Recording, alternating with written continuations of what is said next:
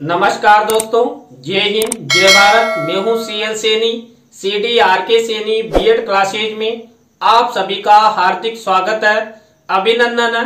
दोस्तों, आप द्वारा हमारे इस हेल्पलाइन नंबर पर जो भी बीएड, डीएड, बीए बीएड या बीएससी बीएड के पाठ्यक्रम पर आधारित टॉपिक हमें सेंड किए जाते हैं, उन्हें हम ऑनलाइन समझाने का प्रयास करते हैं। दोस्तों, आज की लाइव क्लास के अंतर्गत हम शिक्षा में क्रियात्मक अनुसंधान के क्षेत्र, दोस्तों क्रियात्मक अनुसंधान के बारे में मैंने कई वीडियो के माध्यम से आपको समझा दिया है। तो यहाँ पर जो क्रियात्मक अनुसंधान होता है, इस क्रियात्मक अनुसंधान का शिक्षा क्षेत्र में कौन कौन से ऐसे कार्य होते हैं, कार्य क्षेत्र होते हैं जिनमें यह क्रियात्मक अनुसंधान बहुत ही उपयोगी होता है। तो दोस्तों, आप सब बने रहें हमारे साथ, हमारे इस चैनल के साथ। और दोस्तों, यदि आप हमारे इस चैनल पर पहली बार आए हैं तो हमारे इस चैनल को सब्सक्राइब करें और पास ही बने बेल आइकन के बटन को जरूर दबावें। दोस्तों, क्रियात्मक अनुसंधान एक विस्तृत क्षेत्र वाली अनुसंधान प्रणाली है, क्योंकि यहाँ पर हम भिन्न भिन्न क्षेत्रों से रिलेटेड अनुसंधान करते हैं और उन समस्याओं का समाधान करते हैं जो शिक्षा क्षेत्र में आती है। क्रियात्मक अनुसंधान शिक्षण, शिक्षक, विद्यार्थी, विद्यालय प्रशासन के लिए बहुत ही उपयोगी है, क्योंकि इस अनुसंधान के माध्यम से हम शिक्षा क्षेत्र में आने वाली बाधाओं को आसानी से हल कर सकते हैं। इसलिए इसके क्षेत्र भी विस्तृत है, जो शिक्षा क्षेत्र की कई समस्याओं का समाधान करते हैं। उन्हीं क्षेत्रों के बारे में हम आपको बताएंगे। तो दोस्तों, यहाँ पर शिक्षा में क्रियात्मक अनुसंधान का पहला क्षेत्र से संबंधित बिंदु है शिक्षण कार्य में प्रयोग होने वाली शिक्षण सहायक सामग्री, जिसकी उपयोगिता के संबंध में निर्णय लेने के लिए क्रियात्मक अनुसंधान का प्रयोग किया जाता है। दोस्तों, आप सब जानते हैं शिक्षा क्षेत्र में शिक्षण के दौरान शिक्षण सहायक सामग्री प्रयोग में लाई जाती है। अब दोस्तों, यहाँ पर कौन सी शिक्षण सहायक सामग्री छात्र छात्राओं के लिए उपयुक्त है, कौन सी शिक्षण सहायक सामग्री के द्वारा छात्र छात्राओं को शीघ्र अधिगम होता है, ऐसी शिक्षण सहायक सामग्री के बारे में क्रियात्मक अनुसंधान के माध्यम से पता लगाया जा सकता है और छात्र छात्राओं को अच्छा अधिगम करवाया जा सकता है। शिक्षकों के द्वारा समय समय पर दिए जाने वाले गृह कार्य की प्रणाली को अधिक प्रभावशाली बनाने के लिए भी क्रियात्मक अनुसंधान का प्रयोग किया जाता है।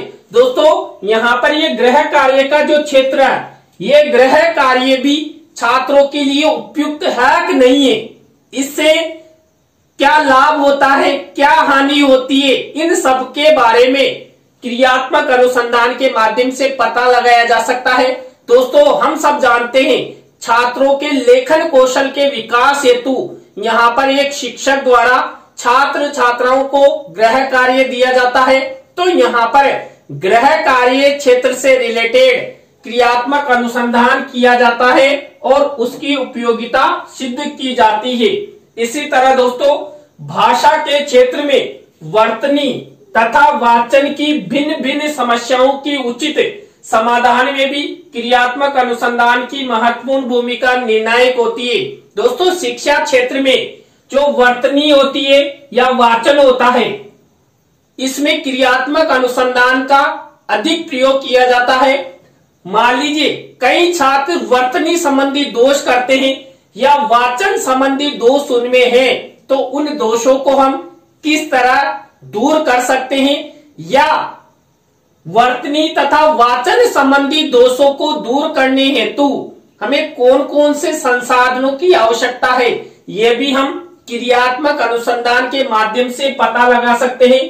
दोस्तों, इसके बाद शिक्षा क्षेत्र में क्रियात्मक अनुसंधान का नया क्षेत्र है शिक्षकों तथा विद्यार्थियों के मध्य परस्पर आदान प्रदान की समस्याओं को सुलझाने तथा उन्हें व्यवहारिक रूप देने में क्रियात्मक अनुसंधान की महत्वपूर्ण भूमिका होती है। दोस्तों, जो शिक्षा क्षेत्र होता है, और शिक्षा क्षेत्र में आप सब जानते हैं शिक्षक, छात्र और पाठ्यक्रम की महत्वपूर्ण भूमिका होती है। लेकिन जो शिक्षण की प्रक्रिया है ये छात्र और शिक्षक के मध्य अंतः क्रिया से होती है। तो कक्षा कक्ष में शिक्षक और छात्र का समायोजन होना आवश्यक है।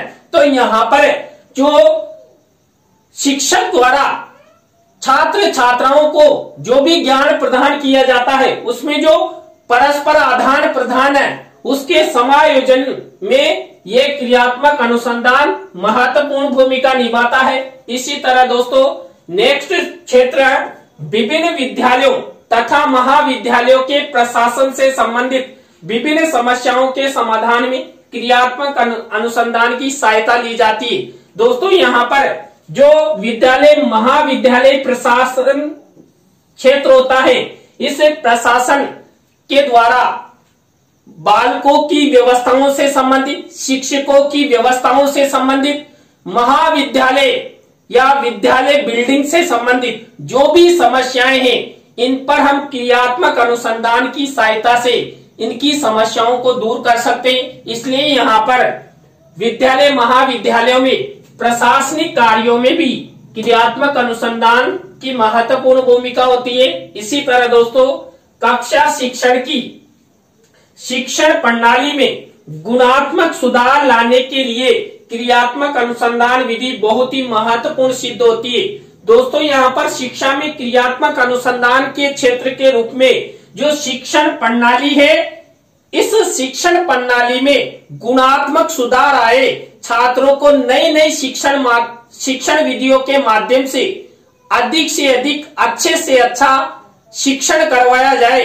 इस हेतु क्रियात्मक अनुसंधान के माध्यम से शोध वर्क किया जाता है और यहाँ पर शिक्षण प्रणालियों में, शिक्षण विधियों में छात्र छात्राओं के ज्ञान को बढ़ाने से संबंधित तरीके अधिक से अधिक अपनाए जाते हैं। इसी तरह दोस्तों नेक्स्ट यहाँ पर बिंदु है विद्यार्थियों की विभिन्न रुचियों, तत्परता तथा जिज्ञासाओं में वृद्धि के लिए भी क्रियात्मक अनुसंधान महत्वपूर्ण सिद्ध होता है। दोस्तों शिक्षा क्षेत्र में आप सब जानते हैं रुचि, तत्परता और जिज्ञासा से ही अच्छा अधिगम होता है।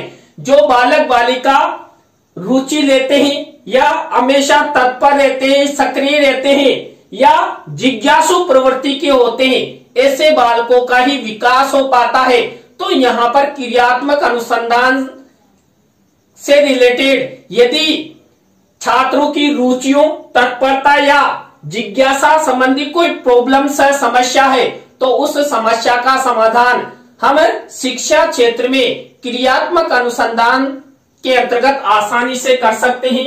इसके बाद दोस्तों नेक्स्ट बिंदु है विद्यार्थियों में अनुशासन के स्तर को ऊंचा उठाने में क्रियात्मक अनुसंधान की सहायता ली जाती है। दोस्तों मान लीजिए कक्षा कक्ष में अनुशासन संबंधी समस्या है तो हम क्रियात्मक अनुसंधान के माध्यम से छात्र छात्राओं पर शोध वर्क करके अनुशासन संबंधी जो समस्या है उसको हम दूर कर सकते हैं। तो यहाँ पर यह अनुशासन शिक्षा क्षेत्र का एक क्षेत्र हुआ। इसके बाद विद्यार्थियों की विभिन्न समस्याओं जैसे अधिक अनुपस्थिति तथा विलंब से आने की प्रवृत्ति के अध्ययन के लिए भी क्रियात्मक अनुसंधान महत्वपूर्ण सिद्ध होता है।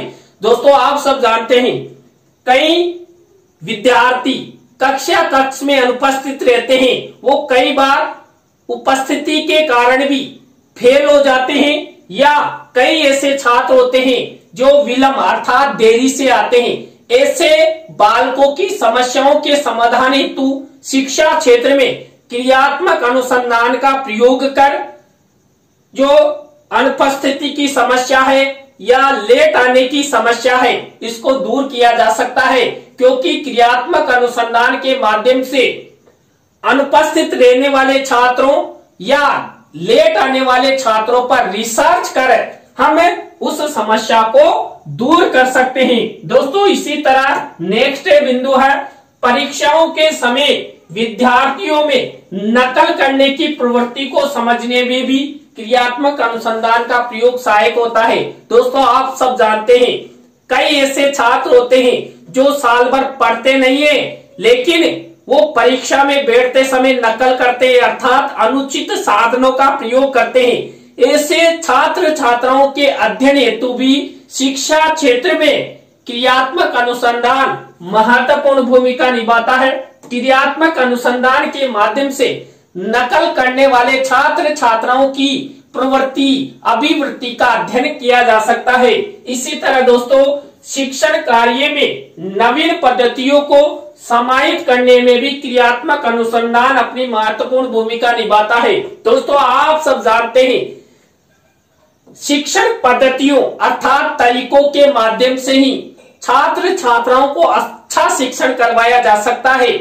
अब जो वर्तमान में प्रचलित शिक्षण पद्धतियां हैं, ये छात्र छात्राओं के लिए कितनी उपयोगी है, कितनी अनुपयोगी है, उसका अध्ययन कर शिक्षा क्षेत्र में छात्र छात्राओं के शिक्षण हेतु नवीन शिक्षण विधियों का आगमन क्रियात्मक अनुसंधान के माध्यम से हम ला सकते हैं, क्योंकि यहाँ पर क्रियात्मक अनुसंधान के माध्यम से हम शिक्षण पद्धतियों की उपयोगिता अनुपयोगिता के बारे में अध्ययन कर पता लगा लेते हैं कि कौन सी शिक्षण पद्धति छात्रों के लिए उपयुक्त है, कौन सी शिक्षण पद्धति छात्रों के लिए अनुपयुक्त है।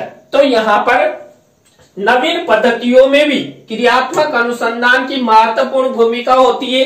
इसके बाद दोस्तों क्रियात्मक अनुसंधान के माध्यम से विद्यार्थियों के कक्षा कार्य में भी व्यापक सुधार लाया जा सकता है। दोस्तों कई बार क्या होता है शिक्षक द्वारा कक्ष में जो कक्षा कार्य करवाया जाता है उनमें कई प्रकार की समस्याएं आती है, तो इन समस्याओं को सुलझाने हेतु भी क्रियात्मक अनुसंधान की सहायता ली जाती है। वहां पर जो कक्ष कार्य से जी चुराते हैं ऐसे बालकों पर क्रियात्मक अनुसंधान के माध्यम से रिसर्च किया जाता है और उनमें सुधार लाने का प्रयास किया जाता है। दोस्तों इसके बाद नेक्स्ट बिंदु है क्रियात्मक अनुसंधान शिक्षा क्षेत्र में कार्यरत कर्मचारियों, शिक्षकों, विद्यार्थियों के साथ साथ विद्यालय प्रशासन की भी कई प्रकार की समस्याओं के समाधान में महत्वपूर्ण भूमिका निभाता है। दोस्तों आप सब जानते हैं शिक्षा क्षेत्र में कई कर्मचारी होते हैं, कई शिक्षक होते हैं, विद्यार्थी होते हैं, विद्यालय प्रशासन होता है, महाविद्यालय प्रशासन होता है, तो इनकी कई प्रकार की समस्याएं होती है। उन समस्याओं के समाधान में भी ये क्रियात्मक अनुसंधान महत्वपूर्ण भूमिका निभाता है और सभी को आगे बढ़ाने का, उनके विकास में योगदान देता है। दोस्तों इसी तरह क्रियात्मक अनुसंधान छात्रों के उपलब्धि परीक्षण में न्यूनता की खोज करने में भी सहायक सिद्ध होता है। दोस्तों यहाँ पर जब छात्र छात्राओं का परीक्षण अर्थात परीक्षा ली जाती है तो उससे छात्र छात्राओं का परिणाम हमें दिखाई देता है, अर्थात छात्रों ने क्या उपलब्धि हासिल की।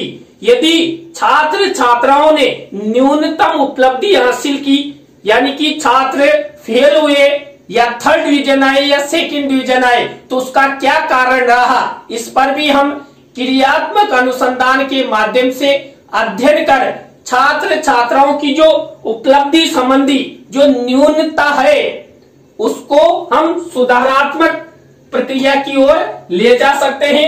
दोस्तों यहाँ पर हमने आपको शिक्षा में क्रियात्मक अनुसंधान के विभिन्न क्षेत्रों के बारे में बताया। दोस्तों आज की लाइव क्लास आपको कैसी लगी कमेंट्स में हमें जरूर बताएं। अच्छी लगी हो तो लाइक करें, कमेंट्स करें और अपने अपने दोस्तों को शेयर जरूर करें। दोस्तों आप सब इसी तरह हमारे चैनल का सपोर्ट बनाए रखेंगे तो आप द्वारा हमारे इस हेल्पलाइन नंबर पर जो भी BEd, DElEd, BA, BEd, BSc, BEd से रिलेटेड टॉपिक आप द्वारा में सेंड किए जाते हैं उन्हें हम यथाशीघ्र आपको ऑनलाइन समझाते रहेंगे। तो दोस्तों आज की लाइव क्लास में बस इतना ही। न्यू लाइव क्लास के साथ हम आपसे फिर मिलेंगे CDRK सैनी बीएड क्लासेज में। जय हिंद, जय भारत, राम राम सा।